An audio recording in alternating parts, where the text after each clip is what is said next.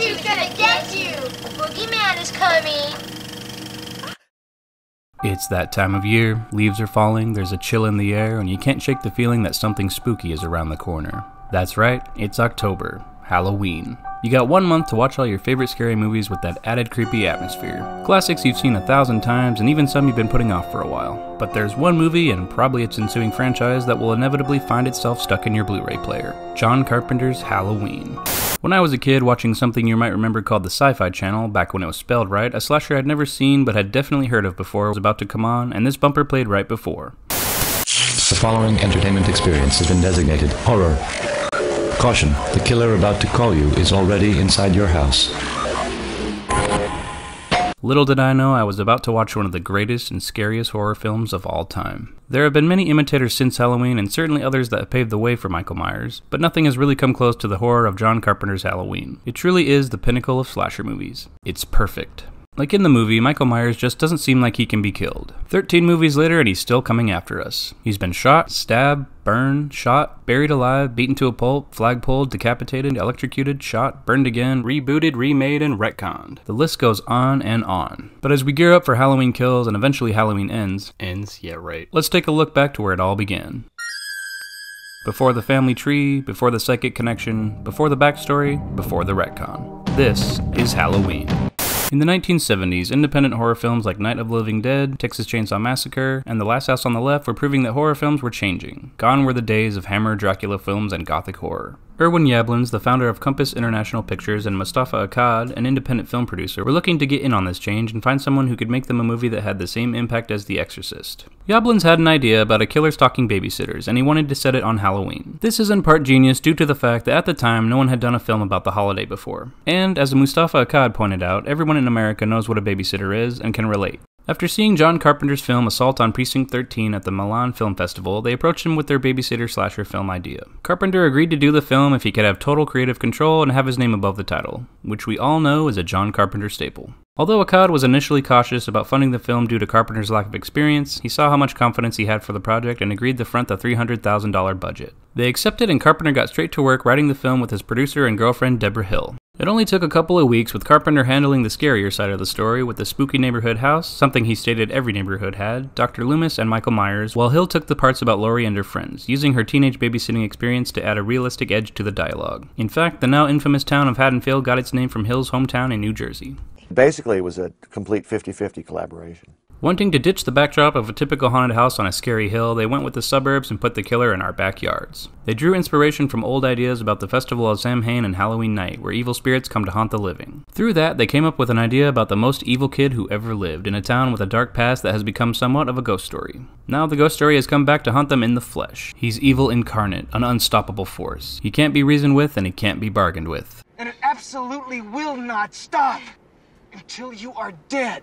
They came up with a story about Michael Myers, a 6-year-old boy who kills his sister on Halloween night 1963. 15 years later, he escapes his sanitarium and heads back home to stalk Laurie Strode and her friends, watching them all day and eventually murdering them one by one. All the while, his doctor, Samuel Loomis, is hot on his trail. Carpenter and Hill also snuck a few Easter eggs in the script for eagle-eyed film buffs. Michael Myers was the name of an English producer who had previously entered Assault on Precinct 13 in various European film festivals. Tommy Doyle is named after Lieutenant Detective Thomas J. Doyle from Rear Window. And Dr. Loomis was named after Sam Loomis, Marion Crane's boyfriend in Psycho. For the role of Dr. Loomis, Carpenter had originally envisioned Peter Cushing in the role. Since he was fresh off of Star Wars and wanted a larger salary, his agent turned him down. Next up was Christopher Lee, who had a similar reason to turn it down. Though Lee did later tell Carpenter that this was the biggest mistake he ever made in his career. Yablans finally suggested Donald Pleasance, who agreed to the role because his daughter had enjoyed Assault on Precinct 13. Casting Donald Pleasance, a classically trained actor, gave the movie some credibility. I met this 6-year-old child with this blank, pale, emotionless face and the blackest eyes, the devil's eyes. For the role of Laurie, the heroine of the film, and by heroine I mean lady hero, I don't want to inject you and listen to jazz, Jamie Lee Curtis was brought on. Though she was generally unknown at the time, the producers felt she nailed the vulnerability needed for the quieter role. Plus, it didn't hurt that she was the daughter of Tony Curtis and Psycho actress Janet Leigh, strengthening the connection to Psycho. For Laurie's friends and fellow babysitters, Nancy Loomis, a Carpenter alumni from Assault on Precinct 13, played Annie, and PJ Souls, fresh off her role in Carrie, played Linda. Take a drink every time she says totally. You know, it's totally insane. Totally.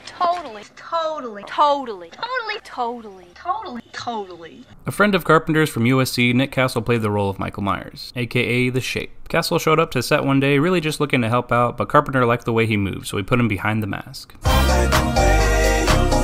Speaking of masks, the now famous white-faced mask of Michael Myers was actually a Captain Kirk mask bought for a couple bucks at a costume shop. They widened the eye holes, teased out the hair, and painted the face white to give it a humorless, emotionless visage. Halloween was filmed in 4 weeks in May 1978 in Pasadena and West Hollywood, California. And if you've never noticed this, allow me to ruin it for you. This is clearly not the Midwest, and it's not during the fall. The crew had a hard time finding pumpkins for jack-o'-lanterns and had to spread hand-painted leaves around themselves. And check out these palm trees. The film is full of long takes with voyeuristic POV shots and lots of tracking shots. These were inspired by Carpenter and Hill's love of the opening shot and Orson Welles' Touch of Evil. What's scary about Halloween, or at least one of the many things that's scary about it, is that it's about normal people doing normal things. These girls are just living their lives, doing everyday things like walking home from school, babysitting, passing out candy on Halloween, and hooking up. They have no idea they're being watched. One minute you're doing the laundry and talking on the phone with your boyfriend, and next you're getting strangled in your car. You don't know why this masked man is killing people, and the fear of the unknown takes control. The stalker aspect of Halloween is scary enough, but what has an immense impact on the movie is the score. The Halloween theme is the stuff of absolute nightmares. Besides maybe Jaws, I can't think of a score that sells the movie so completely. Without it, it probably wouldn't have worked. It sucks you in and seems to know something you don't. It's a character in itself.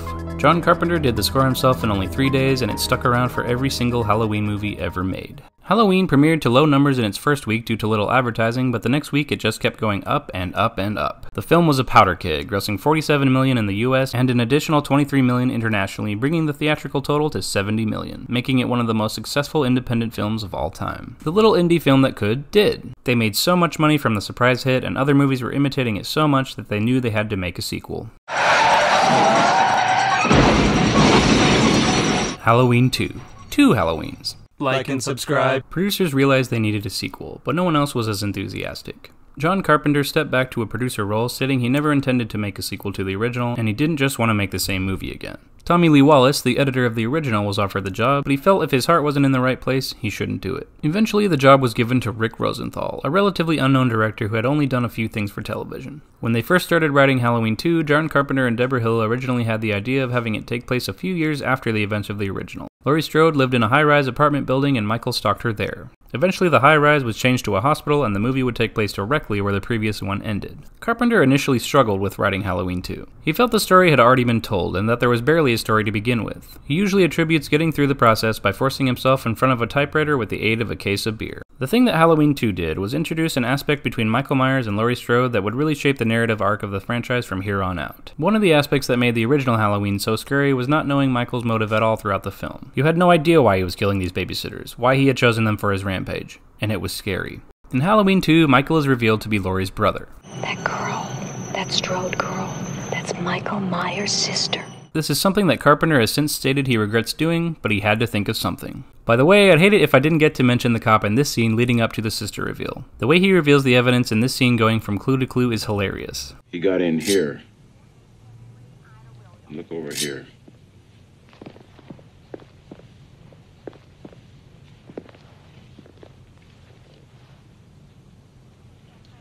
And here.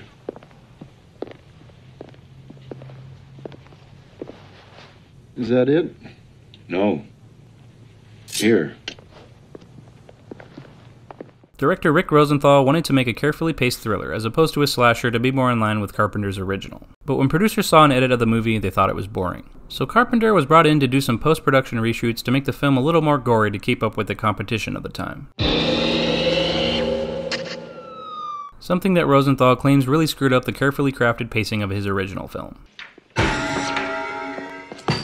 Jamie Lee Curtis and Donald Pleasance return with basically everyone who was lucky enough to make it out alive from the first film, with the exception of Nick Castle, who was replaced by stuntman Dick Warlock. Dick Warlock? Best name ever. To round out the hospital staff of Michael's latest victims were Pamela Susan Shoop, Leo Rossi, Anna Alicia, Gloria Gifford, and of course, The Last Starfighter. A pre-SNL Dana Carvey also shows up, but blink and you'll miss him. Wow, what a totally amazing, excellent discovery. Not! Halloween 2 is great. It's really the second half of the first one and just keeps going. Is this some kind of joke? I've been trick-or-treated to death tonight. You don't know what death is. Everything that's great about the first one is amped up in this one, and delivers one of the best horror sequels I can think of.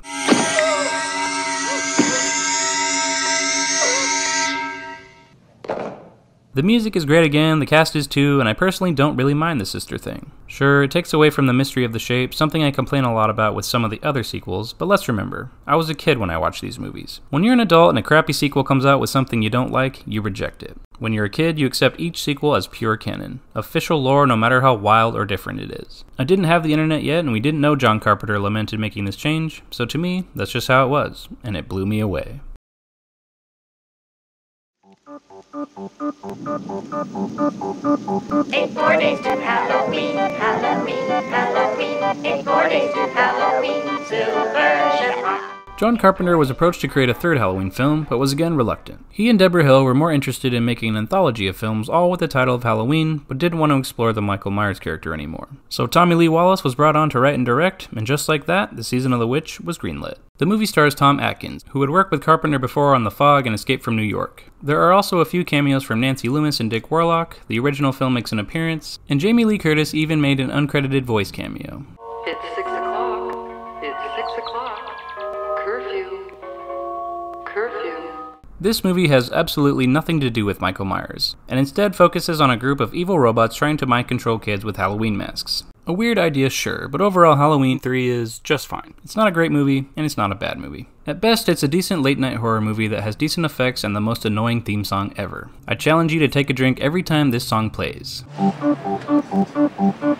days to Halloween, Halloween, Halloween. 2 more days to Halloween, Silver Shamrock. You'll die of alcohol poisoning even before the first half of the movie ends. By the way, why the fuck is this movie called Season of the Witch? Apparently it's a reference to George A. Romero's second movie, but the similarities end at the title, so I don't know what they were thinking. Due to the fact that there was no Michael Myers, the movie received widely negative reviews. It performed okay at the box office, but it's the lowest grossing Halloween film of the series. By the way, if you're watching the latest Halloween trilogy, keep your eye out for some kids wearing the Halloween 3 masks. After Part 3's disappointing reception and box office performance, Akkad was eager to bring back Michael Myers to further the series along. John Carpenter and Deborah Hill were even asked to come back on board production. Carpenter did team up with Dennis Etchison, who had written the novelizations of both Halloween 2 and 3 to write it, and Carpenter even had Joe Dante in mind for directing, but Akkad, fearing a repeat of the backlash experience with Season of the Witch not having anything to do with Michael Myers, rejected the script stating it was too cerebral, and insisted that the new sequel must feature Myers in the flesh. He wanted to do what he knew worked, and wanted to return to basics. After this rejection, Carpenter and Hill finally gave up the ghost and signed their rights to the movie to Akkad. After their departure, Dwight H. Little pitched an idea to Akkad and was signed on to direct. Akkad got his wish and Michael Myers was resurrected. To make sure everyone knew the score, they put his name in the title too.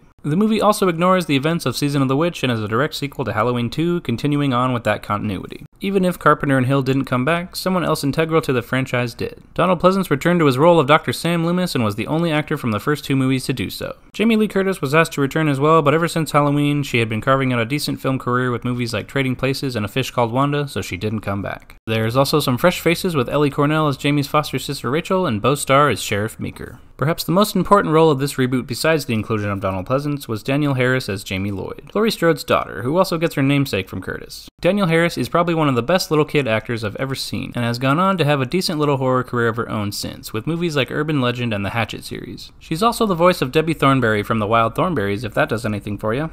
This is so random. Halloween 4 starts off with a little recap to let us know we're disregarding the events of Season of the Witch, and that Michael and Loomis somehow survived. After all, Michael and Loomis did technically supposedly die at the end of Part 2. A comatose Michael Myers is being transferred back to Smith's Grove Sanitarium. Once one of the doctors mentions he's got a family member in Haddonfield, Michael's got to do what he does best, and the transfer does not go well for anyone. It seems like if these guys would have kept their mouths shut about Jamie Lloyd being Michael's only living relative, she could have had a normal life. Back in Haddonfield, Jamie is plagued by nightmares of the boogeyman and is ridiculed in school by her classmates. Jamie's an orphan! Jamie's an orphan! Damn. Once Loomis hears Michael has escaped, he puts on his Van Helsing hat and does what he does best. Loomis follows the trail of bodies to Haddonfield, which involves some radical explosions with Michael leaving a lot of destruction in his wake.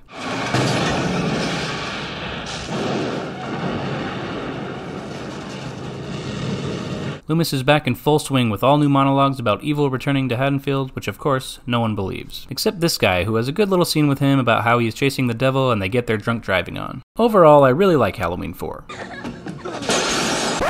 Wait, did you see that? Why is Michael's hair white here? I've looked into it, and apparently somehow this mask was a test mask that accidentally found its way in front of the camera. Anyway, overall I really like Halloween 4. It's got a great creepy opening title sequence that's the best to any of the Halloween sequels in my opinion. The kind of stuff that makes you think of Halloween when you were young. It's very atmospheric and sets up the tone perfectly. I like the new characters, Jamie and Rachel, and their sister relationship that comes along with them is good too, with Loomis to anchor the new story to the original. Getting back to the basics of Halloween with Michael and Loomis was definitely a good idea if they wanted to keep this series going, and it's got lots of good throwbacks to the original. Jamie picking the exact same costume that Michael had is a nice touch. And check out these kills. This gas station guy, this guy gets a thumb through his skull, this guy's face gets ripped off, this girl gets a shotgun through the stomach, and this guy gets squished. Part 4 is Michael in all his gory glory. This one wraps up with Michael being taken out by a fusillade of gunshots and buried in a mineshaft? The ending is certainly the best part, where Jamie picks up where Michael left off by stabbing her foster mom dressed in the original clown costume reminiscent of when Michael killed his sister in the original, and it ends on sort of a cliffhanger. Halloween 4 opened in October 1988 and ranked number 1 at the box office, retaining that title for another week. Critics weren't too kind to it when it first came out, but it's since gained a more positive review over time as one of the best Halloween sequels and one of the better slashers of the 80s. And what happens with successful sequels?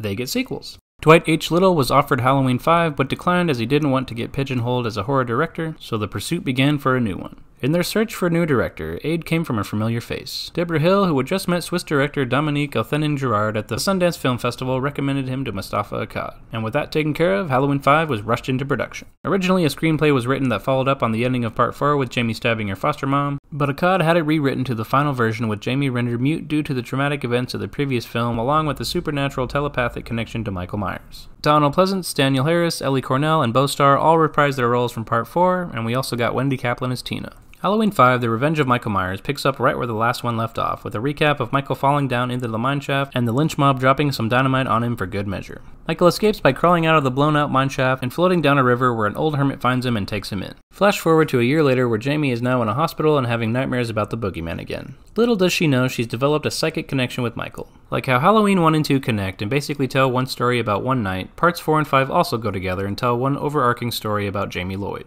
Part 5 is pretty good in my opinion, even if it's just more of the same. It's a bit better than how most horror franchises are at this point in their tenure. Danielle Harris and Donald Pleasance do their absolute best acting their way through the clunky slasher script, Michael stalks around Haddonfield, and teenagers die after drinking and sexing. Killing Rachel in the first act is definitely a bummer. The sister relationship was one of the stronger parts of the fourth one. Luckily, Tina is there to completely replace her, and then this girl is there to fill in the friend gap left by Tina. I understand why they killed Rachel. I really do. We liked Rachel, and killing one of the heroes from the previous installment helps to instill some fear. Anything can happen and all that, but I hate the bait-and-switch slasher trope of teasing you with characters from the previous installment, only to be taken out almost immediately in the beginning and then replaced by someone else. At least it's a brutal kill, I guess. No! Also, her dying due to the negligence of these bumbling cops is mildly annoying. I mean, check this scene out. Why did they add these sound effects? All clear. Nothing above, nothing below. There's been nothing like this in a Halloween movie before or since. Who knows? This one also changes the look of the original Myers house for some reason. Like we wouldn't notice it's gone from this to this. This is also just the first time this will happen in the series. Even if the original house was unusable or something like that, I feel like it wouldn't have been that hard to build the facade of its exterior, or even sets that look like the inside. What can you do? Halloween 5 came out in October 1989, and it only reached number 4 at the box office, being critically panned across the board. Critics had become bored of the horror tropes and found it pretty much indistinguishable from its horror contemporary Friday the 13th. 4 and 5 perhaps aren't the best Halloween movies, but they're very decent horror flicks. Jamie's struggle is still interesting, and seeing more of her is good enough. If it weren't for her though, I'm not sure I'd be able to say the same. The series could have wrapped up here, but of course it's a slasher franchise, so they had to keep going. Which brings us to this guy, the Man in Black. One of Part 5's major hangups is the inclusion of this guy. Periodically throughout the movie, this guy shows up to lurk around Haddonfield, kicking dogs and spying on Michael Myers. And when Michael is eventually caught at the end, he busts him out of prison in a dramatic scene taken right out of the Terminator, leaving us on a weird cliffhanger that would lead us to one of the worst sequels in the series. Halloween 6 had a myriad of writers, all with vastly different ideas for where to take the series from here. Phil Rosenberg wanted to explore Michael's origins with something titled Halloween 666. Evil Dead co-writer Scott Spiegel was brought on to direct something being written by Quentin Tarantino of all people. Even John Carpenter was asked to come back, but after his proposal about setting the movie on a space station, Akkad rejected him. Eventually, screenwriter and self-proposed longtime Halloween fan Daniel Farrens was brought on to write the script. Since the writers of 5 basically dropped the Man in Black in with no explanation and no plan as to what he was doing, Farrens had the task of bridging the previous installment with this one, and taking the series to a place that they could keep going with further installments. Farrens recalled a scene in Halloween 2 where Loomis has a conversation with Sam Hain in the origins of evil regarding the holiday and ran with it. He wrote a story about Michael having a curse called Thorn, in which he was cursed to kill every living member of his family before he was free of it. So that's how he ended up with what we got. A story about Jamie Lloyd's child being stalked by Michael again. Donald Pleasance came back in what would be one of his final film roles, and Paul Rudd was introduced to the world as an older Tommy Doyle, the kid Laurie was babysitting in the first one. Yes, Ant-Man himself got his start in Halloween 6. Gotta start somewhere. Another newcomer was Malik Akkad, Mustafa Akkad's son who helped produce. Sadly, Danielle Harris was not brought back on for the Jamie Lloyd role. Producers knew she died in the first act and refused to pay her modest salary request, so Winona Ryder had to step in to save the day. Overall, this movie is pretty awful. A cheap knockoff of all the tropes the series had set up in the previous installments, and if you think about it, the series has really just been starting over since this one. It kinda killed the franchise. But what's more interesting about this movie is the story behind its production. Years after the theatrical run of The Curse of Michael Myers, the producer's cut came out. The producer's cut is actually the original cut and the one that Mustafa Akkad prefers. Long story short, the Weinstein brothers didn't like the original cut and made a lot of changes that ruined what was already a pretty bad movie. They went for more gore, added a lot of strange cuts to the movie, changed the color grading of the movie, and threw out the original theme song for generic rock music. Just listen to this crap. They also switched from Donald Pleasance doing the open narration to Paul Rudd doing it. When Michael Myers was 6 years old, he stabbed his sister to death. For years, he was locked up in Smith's Grove Sanitarium. Jamie's character lasts a lot longer in the producer's cut, too. Instead of dying in the intro by being dropped on a tractor by Michael, she's stabbed off-screen. She survives and is taken to the hospital for surgery. Damn, they just left the knife in her? She ends up dying anyway. The final act is also completely different. Instead of Paul Rudd beating the shit out of Michael Myers with a pipe in a sci-fi UFO umbrella research facility,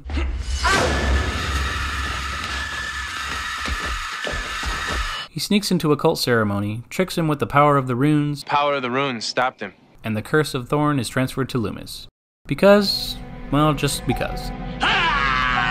Basically, the producer's cut is more true to the stalkery tone of the original. It makes everything make a little more sense. Like everything. Pretty much every question you had about the Cult of Thorn, or the Man in Black from Part 5, or any of the tiny things that nag at you because they don't make any sense is made a little more clear here. The Cult of Thorn, though stupid to begin with, is fleshed out a little bit more in this one. I mean, look how weird this shit is. They basically made Michael Myers an altar boy. Michael has brought punch and pie, and don't forget to sign up for the potluck on Thursday. That being said, the producer's cut does not make Part 6 a good movie by any means, and they both suck. They also changed the damn house again. This scary voice popping up every now and then is pretty great though. Kill for him. The movie did do surprisingly well when it came out and was the closest thing to matching the gross of Halloween 2 at the time. It hit number 2 against 7, but was received with an overwhelming dislike from critics who found it tired and bland, and rightfully so. After Daniel Farrens turned down the chance to write another Halloween sequel, stating that he couldn't bear to watch another one of his scripts be turned into a debacle, especially another Halloween, Kevin Williamson was hired on to write. Kevin Williamson is actually responsible for a lot of our nightmares in the 90s, having written I Know What You Did Last Summer, The Faculty, and the entire Scream movie series. Williamson settled on writing a story that is a direct sequel to the original Halloween and Halloween 2, completely ignoring the events of Halloween 4 through 6, and he called it Halloween 20 Years Later.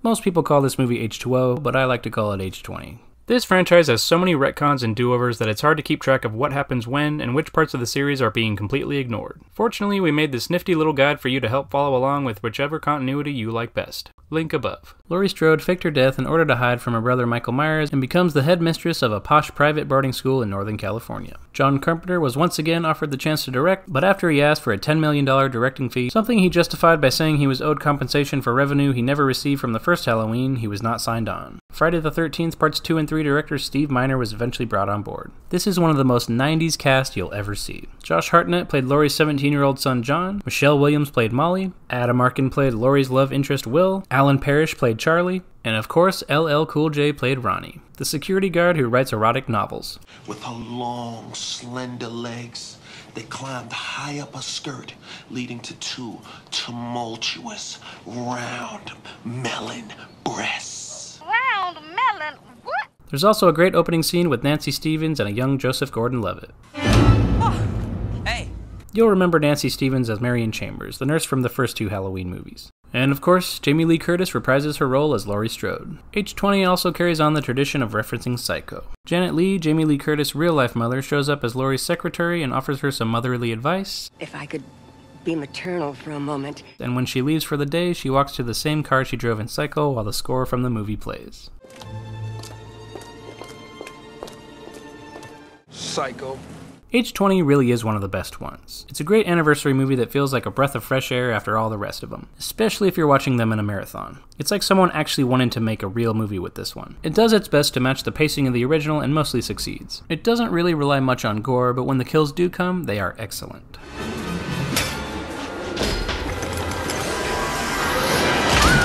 It fits in nicely along with 90s horror movies like Scream, which is basically a love letter to Halloween anyway.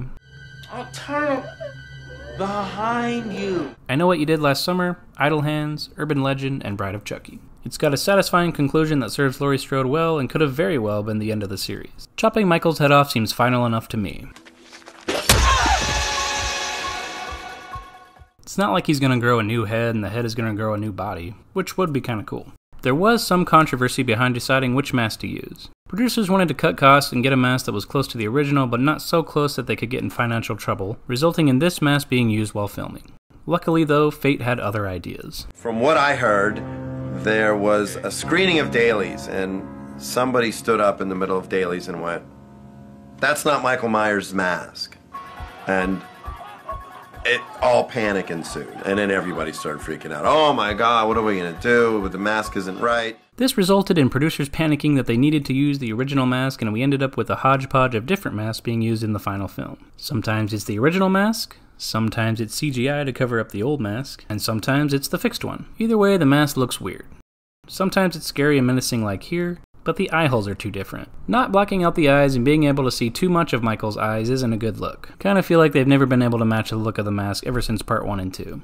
H20 released in August 1998 and ended up grossing a worldwide total of $75 million on a $17 million budget. Until the release of Halloween 2018, it was by far the highest grossing sequel. It seemed Halloween was back on top. If only it had ended here, because next up we've probably got the worst Halloween movie in the entire series. Halloween Resurrection is a product of its time. The age of the internet had barely begun and reality TV was all the rage with shows like Survivor and The Osbournes. So naturally, Halloween 8 is about a reality TV show being filmed in the Myers house. Rick Rosenthal, who directed the original Halloween 2, came back to direct, but that really meant fuck all. He had kind of a cool idea to shoot 4 different endings and ship all the different cuts to different theaters just like 1985's Clue, but producers shot that idea down. There are a lot of references to part 2 actually. Michael walks through the hospital door again, Laurie fakes being catatonic, the fake pillow trick is done again. There's lots of watching Michael through security cameras as well as reality TV cameras. And Rick Rosenthal played a character named Dr. Mixter. Dr. Mixter!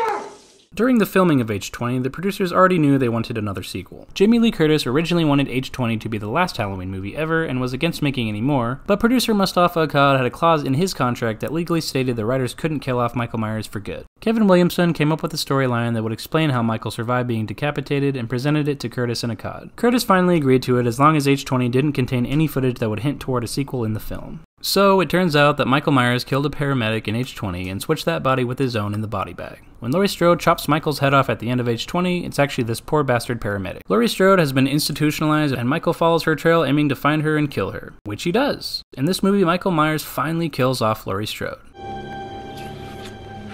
I'll see you in hell. In the first 10 minutes. Now with nothing to do with his life, Michael retreats to his childhood home to be, I don't know, a hermit or something? Unfortunately, a reality TV camera crew has moved in hoping to shoot a series about spending the night in the Myers house. Michael stalks the contestants, people get naked, people die, and Busta Rhymes does some kung fu. It feels kinda like a horrible movie where Michael Myers shows up sometimes, but even those scenes leave way more to be desired. This movie is one of the worst movies I think I've ever seen. It's the most shameless cash grab of a movie and is a gigantic far cry from even the most mediocre of the Halloween series. It didn't make any money and the critics hated it. I don't have much to say about this one because it's truly that bad. Busta Rhymes really does kung fu. Let's see that again. They also changed the look of the original Myers house again, like we wouldn't notice something like that. The worst part about this dumpster fire of a movie is that it shits on what would have been a satisfying conclusion to Michael Myers and Laurie Strode's story. Luckily, Busta Rhymes is there to wrap it all up and let us know about the point of the movie in case we couldn't understand it for ourselves. Michael Myers is not a soundbite, a spinoff, tie-in, some kind of celebrity scandal. Michael Myers is a killer shark in baggy-ass overalls. One good thing I guess you could say about this movie is that it really killed the franchise. Even if it had been rebooted right before with age 20 retconning 4 through 6, the series was really over for a while. It would be another 5 years before someone else decided to give it another go in the form of a remake. And what a wild ride it would be. After Resurrection, producers had a few ideas on how to proceed with Part 9. Crossover with Pinhead was thrown around, stories involving both Jamie Lloyd and John Tate were pitched, and a few prequel ideas were considered as well. After Mustafa Akkad was unfortunately killed in the 2005 Amman hotel bombings in Jordan, his son Malik decided to take the series in a different direction. Bob Weinstein approached Rob Zombie to direct, and being a huge fan of the original, he jumped at the chance. Out of respect for John Carpenter, Zombie felt the need to inform him it was happening. Carpenter gave Zombie his full blessing and told him to, quote, "Make it your own." And Zombie surely ran with that, to say the least. Zombie felt that Michael Myers and his slasher contemporaries like Freddy Krueger and Jason Voorhees had become too familiar with audiences and therefore less scary, so he aimed to reinvent him. He gave Michael a background, something that is still a contentious topic of discussion regarding Michael Myers to this day. Zombie wanted to show us a young Michael in order to project a sense of recognition for the audience in the adult version of him. He also gave Loomis a more involved role, intertwining him with Michael from the very beginning. Daeg Farrick played the mask-obsessed young Michael, Devil's Rejects alumni Tyler Mane played adult Michael, newcomer scout Taylor Compton played Laurie Strode, and in a stroke of pure casting genius, Malcolm McDowell played the new Dr. Samuel Loomis. This movie also features lots of the usual zombie cast of greasy-haired, foul-mouthed reprobates. Bitch, I will crawl over there and I will skull fuck the shit out of you! The voice of Chucky, Brad Dourif, even showed up to play Sheriff Brackett. And who's that playing his daughter Annie? Well, it's Danielle Harris making her series return, of course. I love that little detail. I'm gonna say right off the bat that I love this remake. Admittedly, at first I was really thrown off by the crudeness of it, but once I got used to it and watched it a few more times, I ended up really loving it. Rob Zombie brought something new to this series, and no matter how you feel about it, you definitely won't forget it. For a remake, it's a pretty different affair. As stated before, Zombie gave Michael a background. Like a serious makeover of a background. A lot of people have stated that it takes away from the Michael Myers being an incarnation of evil thing, which is very true, but I think that's okay. I like to think this movie is its own separate thing, an alternate, more brutal version of the original that stands on its own. This time around, feeling for Michael as a youngster in an abusive home does indeed help us connect with him as an adult. The first half is more of a prequel about Michael's home life, where we see his early steps into murderdom, with him killing rats and dogs, and eventually his first fellow human. And we get to see Loomis as well in their dealings at the sanitarium. Then the second half is basically the original movie remade with a more brutal Rob Zombie twist. It's got all the classic stuff like Michael watching Laurie at school, the girls walking home, and the cemetery visit, but what I enjoyed more were the smaller nods to the original, like Michael's mom working at the Rabbit in Red, the kids watching The Thing on TV, Judith Myers listening to Don't Fear the Reaper, the inclusion of Mr. Sandman, and of course, Linda saying totally. Totally total pervert. Okay, maybe that one's a little more obvious. The movie features one of the best versions of the classic mask, and Tyler Mane is an imposing force of nature, even if John Carpenter didn't appreciate it. I thought that he took away the mystique of the story by explaining too much about the guy. I don't care about that. It's supposed to be a force of nature. He's supposed to be almost supernatural. Knowing about that and he was too big. Halloween opened on Labor Day weekend 2007 to mixed reviews, but was a big success financially. It made more money than any other Halloween movie before that besides H20, and it held the record for that holiday weekend for 14 years until it was knocked out by Shang-Chi and the Legend of the Ten Rings in 2021. After the process of making Halloween, Rob Zombie was exhausted and didn't care for the studio and producer meddling that came with it. He stated he didn't want to come back. With Zombie not returning, the Weinsteins wanted Julianne Maury and Alexandre Bustillo to come up with something for the sequel. The Weinsteins just picked up the distribution rights for the duo's movie Inside, wherein they proved they definitely know how to handle a pair of scissors. But Malik Akkad felt there was something missing from translation with the French filmmakers and wanted Zombie back. After a year away from the first Halloween, Zombie was more open to the idea and felt he was ready for another go. Akkad had grown to trust Zombie and told him to ignore the rules they had set for him in the first one, wanting him to move the franchise in a new direction. Personally, when this came out, I was very excited to finally get some new Halloween material after so long. I wanted something that wasn't a remake or a reboot again. I wanted something new. And something new, I definitely got. This movie jumps right into the chaos, picking up where the last one ended. The surgery scenes are unnerving and get you ready for the movie. For this one, I think Zombie really went balls to the wall and made his own movie as opposed to the first more studio-driven movie. This version of Halloween is Rob Zombie's true vision of Halloween. Laurie is in recovery, coping with what happened to her. She's slowly going insane throughout the movie with disturbing recurring nightmares she can't explain, and Michael is heading her away with his own strange visions of the younger version of self and his mother with a white horse. Which brings us to what most people don't like about this movie. Lots of people are turned off by this white horse thing, with good reason. It's pretty fucking weird. Whereas it feels perfectly appropriate for a zombie film, it's quite strange for a Halloween film. It really feels like a precursor for Rob Zombie's impeccable Lords of Salem. I don't blame anyone for not liking it, but it doesn't really bother me that much. Though it is completely surreal and pretty extreme, at least it's something different. I'm a big Rob Zombie fan, and we've got a video on some of his other movies here. If you want to learn a little more about his filmmaking style, check it out. One thing I'm not so crazy about is how Halloween 2 treated Dr. Loomis. This time around, he's a pseudo-celebrity novelist taking advantage of what happened to him and Laurie, profiteering on the tragedy and not caring about the repercussions. He's basically the antithesis of what Loomis has always been. Instead of insisting he's alive and somewhere out there, he insists that Michael is dead and gone. D-E-A-D!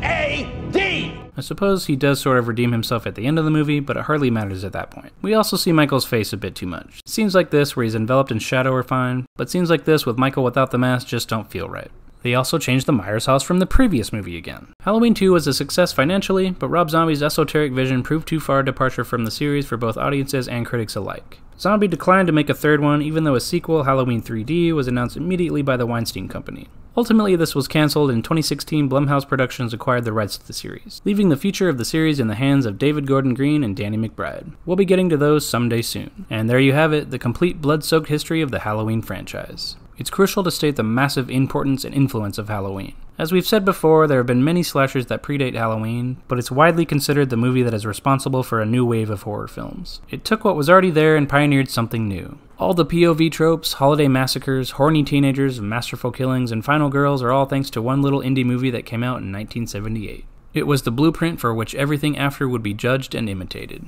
Every October, when you feel that chill down your back, every time you feel someone right behind you and there's no one there, every time you're afraid to take the garbage out at night, it's because you're afraid of something out there. A monster, a murderer, a shape. And it's all because of John Carpenter and Michael Myers. Happy Halloween.